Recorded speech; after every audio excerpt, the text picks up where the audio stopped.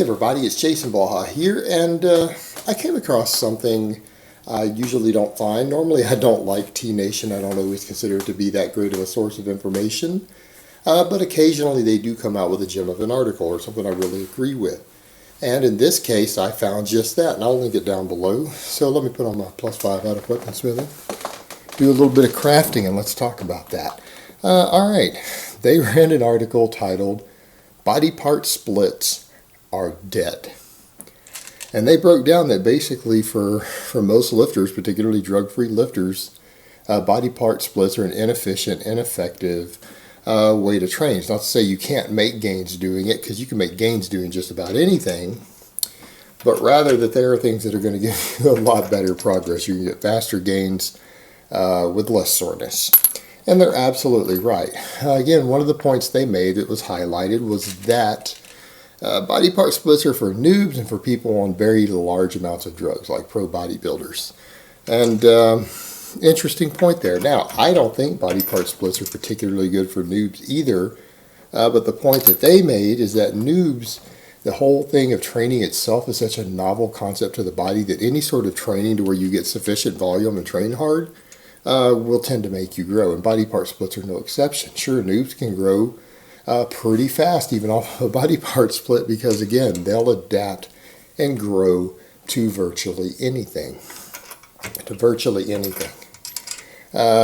Dead right. And of course, pro bodybuilders on tons of drugs, they favor them for their whole host of reasons, because mainly because they can come in and just focus on one body part for an hour or two straight and stimulate as much muscle growth as possible.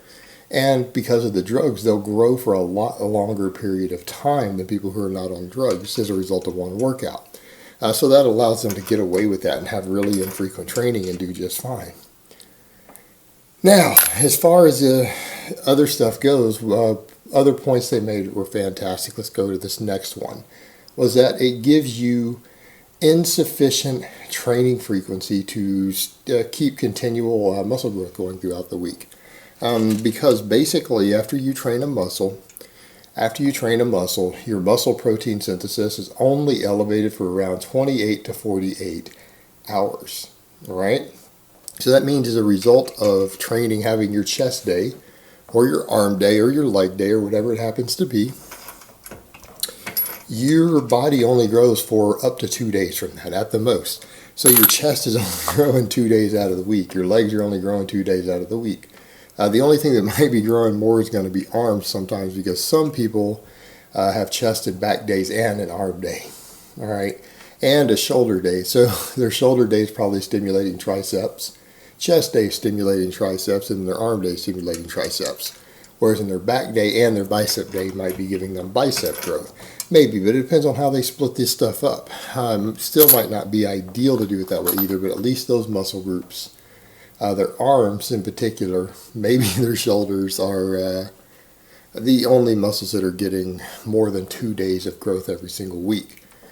But overall, yeah, you need more frequency than training a body part once a week if you want to stimulate maximum muscle growth or anywhere near it. So sure, you're stimulating muscle growth, but it's just not going to be as much, meaning stimulating X amount of muscle growth will give you X amount of muscle. If you do that once a week, that's what you're going to gain.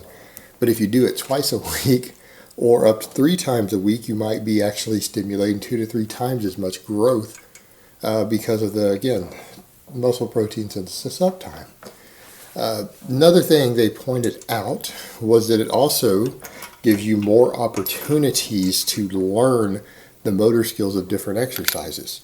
All right, just like someone wants to get good at throwing a baseball, they're going to do it more than once a week. And a person who throws a baseball more than once a week is going to get better at the movement. They're going to be able to throw the balls faster, harder, and more accurate.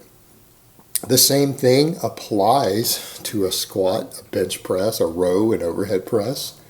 All these exercises have a motor unit component to them. As you practice at them, you get better at them. The other thing that happens is that you gain strength from the higher frequency training due to a higher neurological function, meaning you're learning the motor patterns, and it also teaches you to get stronger at them.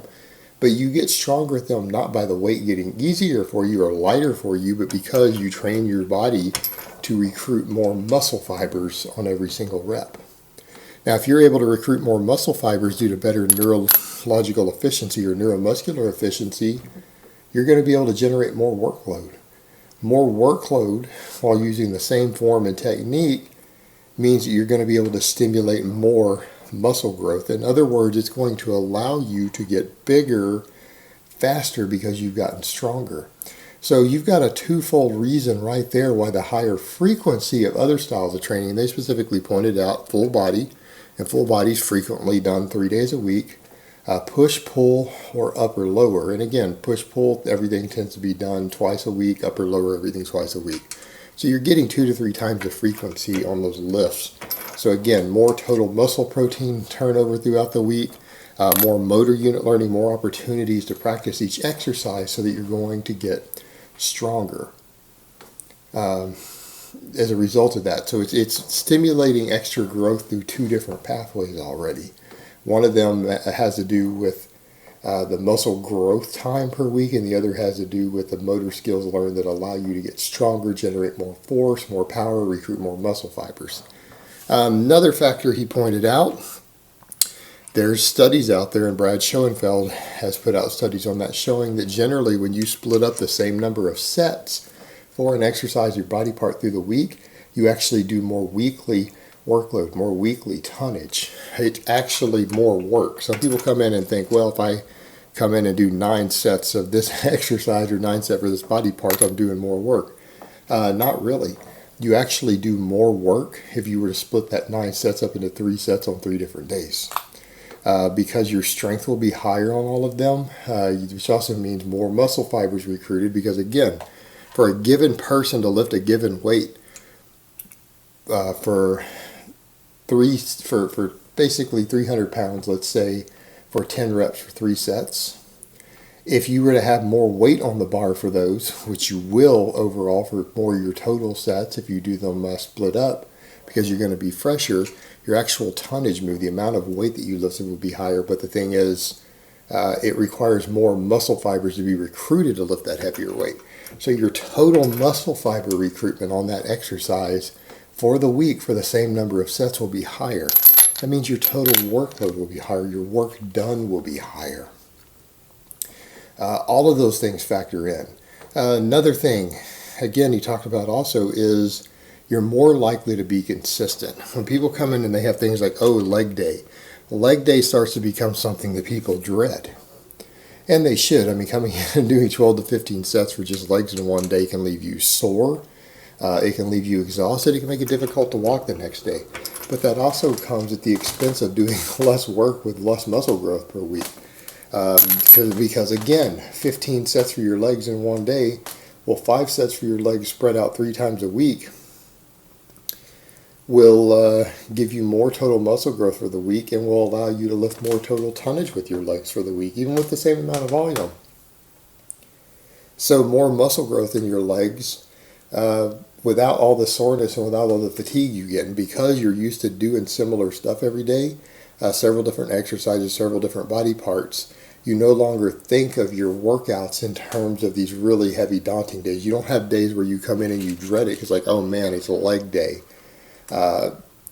So people are less likely to skip things like leg day or put it off a day. But these daunting days where people are exhausted, and again, body part splits are oftentimes people training 4 or 5 days a week, oftentimes 5, which means they're having multiple days a week to where they're training 2 days back to back. They'll tend to be sore due to the lower frequency and higher volume. So they're going to have a lot of days to where they come in and either want to skip that day or they put in less work because they're really fatigued from the high volume they did the day before.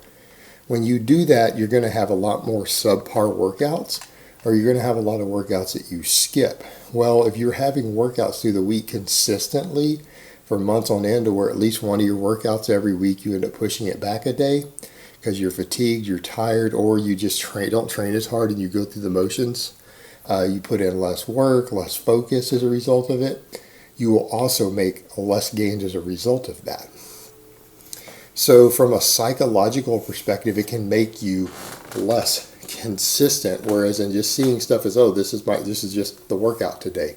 because it's very similar to what you did the last workout or the workout before that, depending on how you're running an upper lower versus a full body. Your workouts tend to either be workout A and B, or they tend to just be the same basic or similar workout every time you train. It makes each individual workout less daunting and more habit. And as most of you know, when something becomes habit and you just fall into the pattern of doing it, you're more consistent.